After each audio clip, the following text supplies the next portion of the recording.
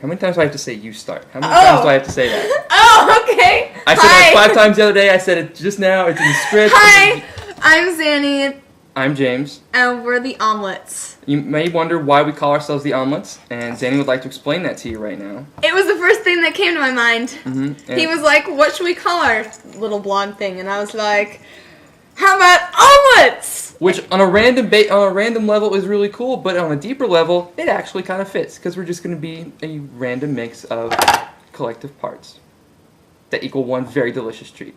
Yes! Delicious! But what we're going to do is, every week, we're going to come here and review the #1 movie in America, whatever movie makes the most money at the domestic box office, and decide whether or not it actually deserved to be the #1 movie. Which most of the time, it won't. It won't. I'm guessing. I mean, sure, when Harry Potter and the Half-Blood Prince comes out, We'll get there. Yeah. We'll get there when we get there. But, Today we saw Paul Blart, mm-hmm. Mall Cop. Starring Kevin James, written by Kevin James and Nick Bakay, directed by Stephen Carr. It got 33.8 million. But only 26% positive reviews on RottenTomatoes.com. So we'll show you the trailer. And then we'll come back and tell you what we thought of it. Yeah. It's going to be good. There's some people trying to take over the mall.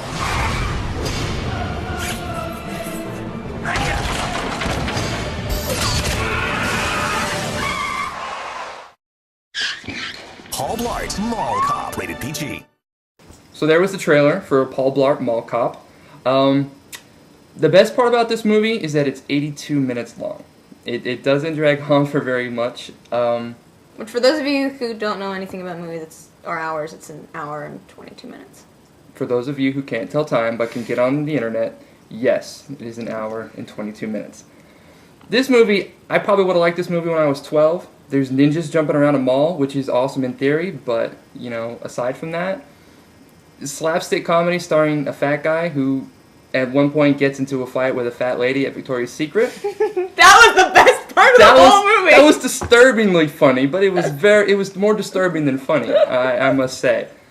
But yeah, I'm sorry. I read a review where someone compared it to. They said it was Die Hard meets Home Alone, which I think is a good description because it's a weird cop movie with slapstick comedy, and you know, at 12 maybe it was okay. At 22, not so good. Yeah, the guy runs over a dog. Okay, that doesn't give anything away. It's in like tons of the previews. In the first 5 minutes, he runs over a dog with a Segway. Okay, it's this cute little white dog. Should we have stayed till the end of the credits so you could see that little no animals were harmed in the making of this thing? Would that have made you feel better about the dog? Well, no, I know he didn't really get harmed, but they implied that this big fat guy ran over this poor little dog. And I was really very emotionally scarred by that. Tears were shed. Yeah. Yeah, it was bad. Accusations were made. Mm-hmm. Complaints were filed. Shouts, curses. Beer was thrown. It was mostly mine. I had a thought 2 seconds ago. That was gone. You had a thought. I had a thought. And then you lost it. I did. This happens a lot. I'm sure that's shocking. Yeah. Yeah, the whole thing to me just seemed like 82 minutes of fat jokes. I mean, yeah. It's just over and over and over. Yeah, we get it. It's sort of like the your mom joke that everyone did in high school that some people haven't been able to let go of. No, like me. I still say it. It's like, dude, you are 22. Mm-hmm. I'm 20. We should not be laughing at fat jokes or your mom jokes. Or fart jokes. Or fart jokes. As funny as they could potentially be. I mean, if you have a hilarious fart joke, I mean, feel free to try it out. We'll see what happens. I mean, I'm not scared of new things. So if you have a great fart joke, you know, we'll hear it. Spoilers! Yay! So the first thing I'm going to do is tell you everything that happens in the movie. Mm-hmm. So basically, at the beginning, this guy, Paul Blart, he's trying out to be a state trooper. And of course, he fails. Go well. Because otherwise there'd be nothing else going on in the movie. He basically works as a mall security officer at this mall. He meets this girl, and he's like, oh my gosh, I love you. Well, he doesn't say that to her, but, you know, you can tell because he just has that, like, look on his face. That guy love. And, so, he's working at the mall, and it gets taken over by... Flying ninjas. Not exactly flying ninjas, but basically... They look like flying ninjas. Yeah, and Yeah, he has to save them all.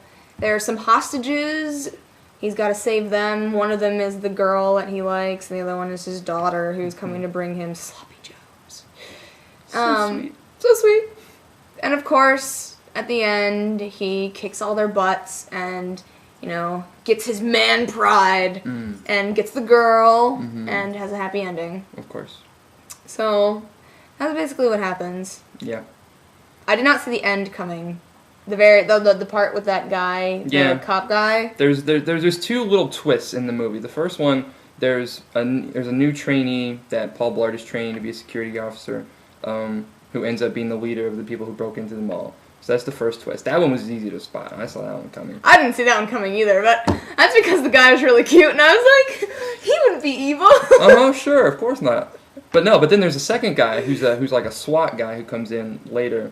And it turns out at the end that he's actually, like, in league. The leader. Yeah. Yeah. It was just... I found myself laughing a lot through the movie, but it wasn't because of the movie. It was more of how bad parts were. Mm-hmm. And don't get me wrong, a bad movie can be amazingly funny and great. Species 2 comes to mind.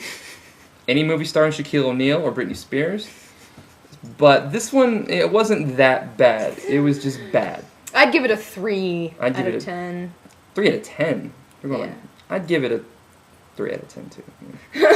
Well, I was going to go out of 5, so I was going to go 2 out of 5. But if we're going out of 10, I'll give it a 3 out of 10. Well, because people are always like, 1 to 10, what would you pick? Like the hottest chick, or, the best flavor of ice cream. I don't know. Cookies and cream.